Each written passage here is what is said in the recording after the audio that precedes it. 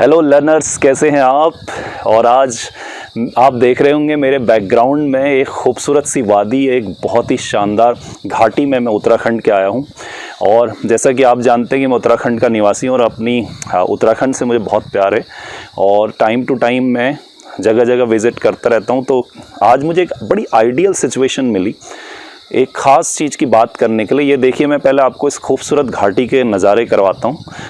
ये देखिए, अगर मैं डायरेक्ट अपने पीछे से शुरू करूं तो दूर दूर तक फैले हुए खूबसूरत खेत और उनकी लाइनिंग्स कितनी अच्छी लग रही हैं। घर दूर घाटी में बीच में और लॉन्ग जो है रेंज माउंटेन्स की, जिसके पीछे कोहरा उठता हुआ, और फिर पीछे एक बहुत बड़ा पहाड़। इस तरीके से एक बहुत बड़ा लैंड है जो स्ट्रेच्ड है। अगर मैं वापस आता हूँ तो इससे भी बड़ा एक स्ट्रेच आपको लैंड का दिखाई पड़ता है जो दूर दूर तक फैला हुआ है और दूर दूर तक पहाड़ की रेंज, और यहाँ से एक रास्ता गुजरता है जहाँ से होके बसें जाती हैं। तो ये पूरा आपको मैंने वादी के दर्शन कराए। तो दोस्तों, जब मैं इसको देख रहा था खूबसूरत सी वादी को, तो मेरे दिमाग में आया कि क्यों ना ये घाटी एक बिल्कुल परफेक्ट घाटी है एक पोएम के बारे में बात करने के लिए। प्रीस्ट ऑफ नेचर, जैसा कि आप जानते हैं, विलियम वर्ड्सवर्थ की पोएम, और वो पोएम है माइकेल। तो आज मैं माइकेल की समरी और उसके पॉइंट्स बताता हूँ आपको, और घाटी के साथ साथ इस पोएम का मज़ा अपना दुगना हो जाएगा। तो चलिए शुरू करते हैं कि माइकेल क्या है। देखिए, माइकेल एक ऐसी खूबसूरत पोएम है जिसे वर्ड्सवर्थ की एक्सपेरिमेंटल पोएम कहा जाता है, क्योंकि लिरिकल बैलेट का पहला आपका एडिशन आ चुका था 1798 में, और वैसा जो है एक आउटकम नहीं मिल पा रहा था। तो कई लोगों की ये सलाह थी कि इसके बारे में कुछ लिखा जाए, तो प्रेफेस टू लिरिकल बैलेट्स लिखा गया। और 1800 में जब इसका दूसरा एडिशन आया तो विलियम वर्ड्सवर्थ की पोएम लोगों के दिलो दिमाग में छा गई। और ये वर्ड्सवर्थ की एक एक्सपेरिमेंटल पोएम थी, इसीलिए क्योंकि वो कुछ नया करना चाहते थे। तो बात करते हैं कि माइकेल पोएम में आखिर ऐसा क्या है। देखिए, माइकेल की मैं आपको पहले डिटेलिंग करा देता हूँ, पिन पॉइंटेड। माइकेल पोएम का एक सबटाइटल है जिसका नाम है अ पेस्टोरल पोएम। तो पूरा नाम हुआ माइकेल ए पेस्टोरल पोएम, जो 1800 वाले एडिशन में लिरिकल बैलेट्स के बिल्कुल अंत में आई थी। It was at the end. अब बात करते हैं कि माइकेल में ऐसा क्या थीम वर्ड्सवर्थ लाए हैं। माइकेल पूरी तरीके से एक पेस्टोरल पोएम है जिसमें ऑर्डिनरी ह्यूमन बीइंग के जो अपने एक कह सकते हैं एक्सपेक्टेशंस होती हैं लाइफ से, अपनों के साथ रहने की जो एक कशिश होती है उसको, और साथ में नेचर के साथ उसके संबंध को बहुत बढ़िया तरीके से दर्शाया गया है। तो बात करते हैं माइकेल के कुछ और पिन पॉइंटेड क्वेश्चन जो पूछे जा सकते हैं उनकी। माइकेल एक ब्लैंक वर्स में लिखी गई पोएम है, और आप जानते हैं अगर ब्लैंक वर्स है तो आयम्बिक पेंटामीटर अपने आप ही होगा।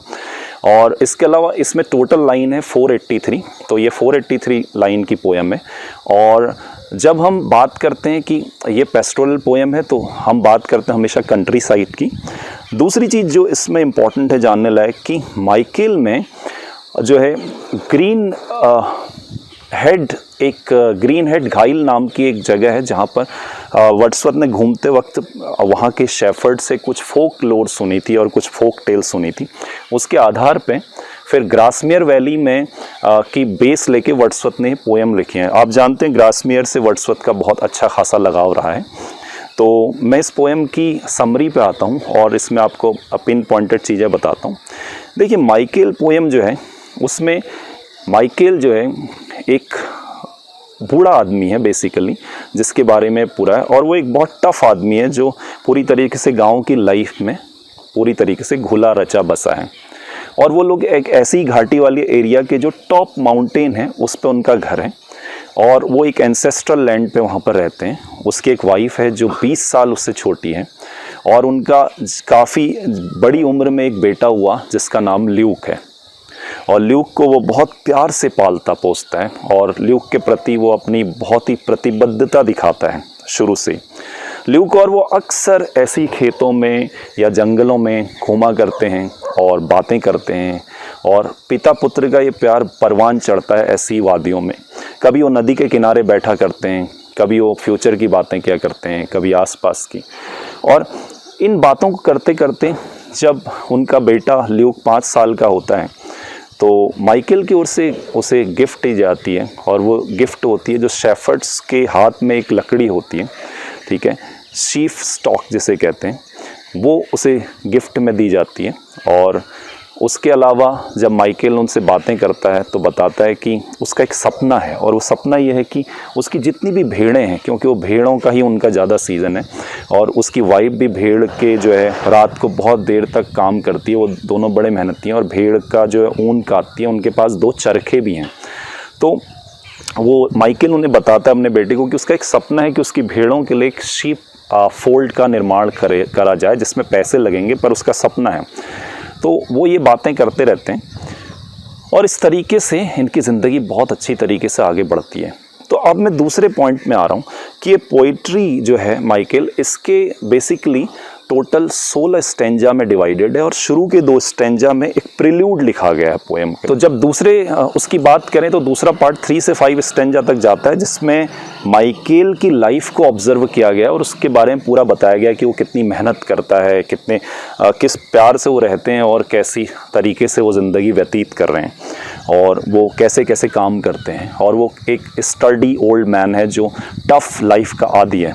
और फिर 5 से 12 तक का दूसरा पार्ट है स्टेंजा, उसमें बेसिकली इसके लड़के को कैसे वो पालता है, ल्यूक को, और ल्यूक के साथ कैसे वो रहता है, कैसे अपना प्यार उस पर न्यौछावर करता है, उसकी वाइफ और वो क्या क्या बातें करते हैं, उसके बेटे और उसके बीच होने वाली बात, नदियों चारागाहों में घूमना, ये सारी लाइफ दिखाई गई है। और इसी में आ जाता है कि उनका कैसे एंसेस्ट्रल होम जो है, जिसके बारे में हम कहानी को आगे बढ़ाता हूँ। तो जब हम बीच वाले पार्ट में पहुंचते हैं तो हमें पता चलता है कि माइकल के साथ एक उसके दिमाग में एक बहुत बड़ा डर उसको सता रहा है। वो डर किस चीज़ का है? वो डर यह है कि जो खून पसीने से मेहनत की गई ये ज़मीन है, जिसे हम बंजर ज़मीन थी, बेसिकली वो एक रॉकी लैंड था जिन्हें अपनी मेहनत से इन्होंने हरा भरा कर दिया है। और इस लैंड से उनका अगाध प्रेम है, बहुत ज़्यादा प्रेम है। और इस लैंड को बेसिकली उन्होंने अपने भतीजे की वजह से किसी से पैसे उधार देके गिरवी रख दिया था। हुआ क्या था कि उनके भतीजे को बिजनेस में बहुत लॉस हुआ था, और उनको तत्काल आवश्यकता थी उसे, तो वो इनके पास आता है। माइकल बाई हार्ट बहुत काइंड मैन है, तो वो अपनी ज़मीन को किसी को गिरवी रख के पैसे उधार दे देता है और अपनी गारंटी पे दे देता है, लेकिन उनका भतीजा कभी वापस मुड़ के नहीं देखता। तो इस तरीके से अब उसके ऊपर ये उधार है, और उसको चिंता सता रही है कि जल्दी उनसे लैंड छिन जाएगा, और इसको अपनी वाइफ से शेयर करता है। उसकी वाइफ के बारे में बता दूं, उसका नाम है इज़ाबेल, और वो बहुत ही मेहनती महिला है। रात को सारे काम करने के बाद वो सूत काटती है, वो ऊन काटती है, और बहुत सारी चीज़ें हैं जो वो करती है। तो रात भर वहाँ जो है एक काम हार्ड वर्क में वो लगे रहते हैं, और दिन भर भी हार्ड वर्क करते हैं। तो उनके पोइट ने बड़ी प्यार से उनके जो लाइफ है उसको पब्लिक सिंबल बनाया है। वो हमेशा रात को चिमनी के, जो उनके मकान की चिमनी है, उसके कोने पे एक लालटेन टांगती है, एक लैंप टांगती है, जिससे दूर पहाड़ी पे स्थित उनका घर दूर से चमकता है, और वो एक चमकते सितारे की तरह लगता है। तो लोग जो उस गांव में रहते हैं, छोटे से गांव में, तो बातें करते हैं। उनके कॉटेज का नाम उस चमकते सितारे की वजह से इवनिंग स्टार रख दिया गया है। तो ये क्वेश्चन भी आता है। तो बात कर रहे थे उनकी वाइफ की, और उन दोनों में डिस्कशन होता है कि वो कहता है कि मैं ये ज़मीन कभी अपने हाथों से नहीं जाने देना चाहता, यहाँ मेरा सपना पलता है, ये मेरी नसों में है, और यहाँ मैं एक बड़ा शीप फोल्ड बनाऊँगा। तो ये सब चीज़ें जब बात होती है तो आखिर में वो निश्चय होता है कि उसकी वाइफ कहती है क्यों ना हम ल्यूक जो अब 18 साल का हो चुका है, क्यों ना हम उसे शहर भेज दें, और सिटी लाइफ में लंदन में जाके वो कुछ कमा लेगा, और जब वो कमा लेगा इतना कि हम उसको लौटा सकें, तो उसके बाद वो आ जाएगा और हम फिर अपने सारे सपने पूरे कर सकते हैं। माइकल को आइडिया बुरा तो नहीं लगता, लेकिन वो ल्यूक को अपने से दूर नहीं होने देना चाहता। तो माइकल आखिर में अपनी वाइफ के समझाने पे वाइफ उसको एक बहुत अच्छा जो है तर्क देती है कि कोई भी बच्चा जब जाता है तो ऐसा नहीं है कि वो उसको कोई ख़तरा है, वो तरक्की करता है, और तरक्की की राह पे हमेशा कुछ अच्छे रास्तों को चुनता है। देखिए, तो उसकी वाइफ उसको एक तर्क देती है कि अपने पड़ोसी को देखिए। यहाँ पर एक नया कैरेक्टर आपको मिलता है कि उनके गांव में एक रिचर्ड बेटमैन नाम का लड़का है, जो कभी गांव से बाहर सिटी लाइफ के लिए गया, और आज वो बहुत प्रॉस्परस है और बहुत अच्छी कंडीशन में। वो कहती है रिचर्ड बेटमैन को ही ले लो, अगर उसको देखो तो क्या नहीं उसने अपनी लाइफ में अचीव किया। तो इस तरीके से वो कन्विंस कर लेती है माइकल को कि ल्यूक को शहर भेजा जाए। तो आखिर में जब ये शहर जाने वाला होता है तो उससे पहले ल्यूक को लेके वो नदी किनारे जाता है, जहाँ उसने बहुत सारे पत्थर इकट्ठे किए होते हैं और उन पत्थरों में बेसिकली उसका एम यही होता है, जब शीप होल्ड जब वो बनाएगा तो इन पत्थरों का यूज़ करेगा। तो वो एक पत्थर लेके ल्यूक के साथ वहाँ पर इस्टेब्लिश करता है और ल्यूक से कहता है कि इस शीप होल्ड को पूरा तुम देखोगे और ये हमारे प्यार की निशानी होगा, हमारी फैमिली की मेहनत की निशानी होगा। तो इस पत्थर को, जो कॉर्नर स्टोर होता है किसी भी बेस का, वो तुम अपने हाथों से रखो और आज तुम रखो और मैं वादा करता हूँ कि ये हमारे प्यार की निशानी होगा और मैं रोज़ इस पत्थर को देखकर तुम्हें याद किया करूँगा और तब तक, जब तक तुम नहीं लौटोगे, मैं इस पत्थर को छूऊंगा नहीं, हाथ नहीं लगाऊंगा। तो बड़ी इमोशनल ये टर्न लेती है स्टोरी यहाँ पर और उनका बेटा ल्यूक एक पत्थर को इस्टेब्लिश करता है शीप होल्ड के लिए और इस तरह ल्यूक का जाना होता है शहर को। अब स्टोरी बहुत ही दुखद तरीके से जाती है और हम स्टेंजाज में आते हैं लास्ट के 12 के बाद जो 16 तक स्टेंजा है वो बहुत छोटे में काफ़ी बड़ा चीज़ बयान कर देते हैं। ल्यूक जब लंदन जाता है तो शुरू में वो बहुत अच्छा करता है और जिनके पास वो जाता है वो उनको ख़त के द्वारा सूचित करते रहते हैं कि आपका बेटा बहुत अच्छा कर रहा है, तो ये खुश होते हैं। लेकिन कुछ ही दिनों बाद ल्यूक को शहरी लाइफ अपनी ओर खींच लेती है। ये वही शहरी लाइफ है जहाँ बार बार वर्ड्सवर्थ ने अपनी हर तरीके की पोएम में, चाहे सॉलिटरी रीपर हो चाहे कोई सी पोएम, बार बार ये बताया है कि इस शहरी लाइफ ने कैसे उनका सुकून छीना है और हमें बार बार किस तरीके से वहीं जाने का मन होता है प्रकृति की गोद में। तो शहरी लाइफ अपने जो है ग्लैमर से ल्यूक को बिगाड़ देती है और ल्यूक पूरी तरह उसमें फंस जाता है। वो ड्रंकर्ड बन जाता है, वो वुमेनाइज़र बन जाता है, उसमें तरह तरह की आदतें हो जाती हैं और इस वजह से वो एक बार किसी बड़े चीज़ में, बड़ी गलती की वजह से फंस जाता है और वो लंदन को छोड़ के भाग जाता है क्योंकि उसे अपने आप को बचाना होता है। तो उनके एम्प्लॉयर का ख़त आता है एक दिन कि तुम्हारा बेटा भाग गया है और उसने कुछ इतना बड़ा कर दिया है, अब वो शायद ही मुड़ के आए और वो पूरी तरह बिगड़ चुका है। तो इन दोनों पे मानो वज्रपात सा होता है। ये बूढ़ा आदमी तो इसको झेल ही नहीं पाता और बहुत दुखी होता है। लेकिन यहाँ पर कवि के खास बात देखने को मिलती है, माइकल को जितना स्टर्डी और रोबस्ट पर्सनालिटी उन्होंने फिजिकली दिखाया उतना ही दिल से भी। और तब उसको फिर से ये होता है माइकल को कि नहीं, मैंने अकेले दम पे मेहनत करनी और मैं इस तरह अपनी ज़िंदगी को जाया नहीं कर सकता। तो खुद अकेले दम पे खेतों पे काम करता है और ल्यूक को हालांकि वो याद करता रहता है क्योंकि वो उसके दिल से नहीं जाता और वो पत्थर देख के बड़ा दुखी हुआ करता है।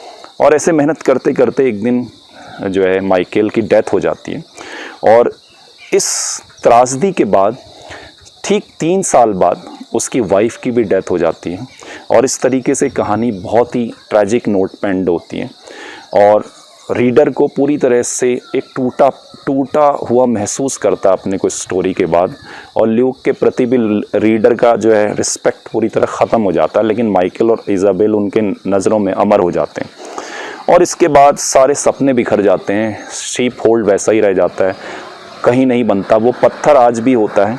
और एक पेड़ की ख़ास बात होती है जहाँ पर ओक ट्री होता है, जिस ओक ट्री के पास माइकल अपने बेटे के साथ गप्पे मारा करता था, वो ओक ट्री का एक नाम होता है जिसे द क्लिपिंग ट्री कहते हैं। तो ये भी क्वेश्चन आ सकता है। उनके जाने के बाद कोई प्राइवेट हाथ में ये पूरी प्रॉपर्टी चली जाती है, बिक जाती है, पूरा तहस नहस हो जाता है, सब चीज़ें ख़त्म हो जाती हैं और इस तरीके से इस स्टोरी का एंड ट्रैजिक होता है। और ये माइकल की जो स्टोरी है ये अपने आप में बहुत एक तरीके से मानवीय रिश्तों को इम्पोर्टेंस देने वाली और नेचर के प्रति एक आदमी कैसे कनेक्टेड होता है, इन सब को डिस्क्राइब करने वाली एक शानदार कविता है जिसके माध्यम से वर्ड्सवर्थ ने रीडर्स के मन में ख़ास जगह बनाई थी।